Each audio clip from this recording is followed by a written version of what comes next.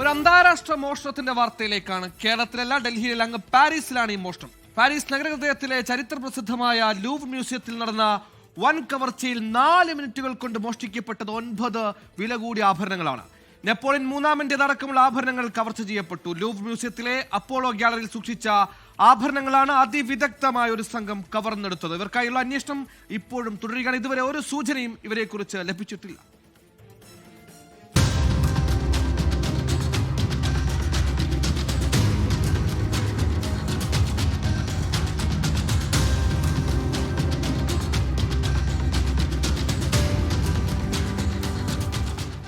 ഞായറാഴ്ച രാവിലെ 9:30-നും 9:40-നും ഇടയിലുള്ള സമയത്താണ് ലൂവർ മ്യൂസിയത്തിൽ കവർച്ച നടക്കുന്നത്.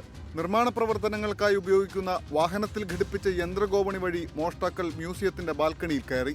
അവിടെ നിന്നും അപ്പോളോ ഗാലറിയുടെ ജനാല ചില്ലുകൾ തകർത്ത് അകത്തേക്ക് കയറുകയായിരുന്നു. 4 മിനിറ്റിനുള്ളിൽ ആഭരണങ്ങൾ മോഷ്ടിച്ച് കവർച്ചാ സംഘം പുറത്തിറങ്ങി. സുരക്ഷാ അലാം മുഴങ്ങിയെങ്കിലും മോഷ്ടാക്കളെ പിടികൂടാൻ കഴിഞ്ഞില്ല.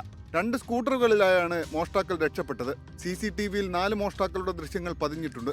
2 പേർ നിർമ്മാണ തൊഴിലാളികളുടെ വേഷം ധരിച്ച് മ്യൂസിയത്തിന്റെ അകത്തേക്ക് കയറിയപ്പോൾ മറ്റു 2 പേർ പരിസരം നിരീക്ഷിച്ചുകൊണ്ട് സ്കൂട്ടറിലിരിക്കുകയായിരുന്നു. മ്യൂസിയത്തിൽ നിർമ്മാണ പ്രവൃത്തികൾ നടക്കുന്ന സാഹചര്യം ഉപയോഗിച്ചാണ് കവർച്ച ആസൂത്രണം ചെയ്തത്. കൊള്ളയടിച്ച ആഭരണങ്ങളിലൊന്ന് കേടുപാടുകളോടെ മ്യൂസിയത്തിന് പുറത്തുനിന്നും ലഭിച്ചു. വിലമതിക്കാനാകാത്ത വസ്തുക്കളാണ് നഷ്ടപ്പെട്ടതെന്ന് ഫ്രാൻസിലെ സാംസ്കാരിക മന്ത്രാലയം പുറത്തിറക്കിയ പ്രസ്താവനയിൽ പറയുന്നു. International desk 24.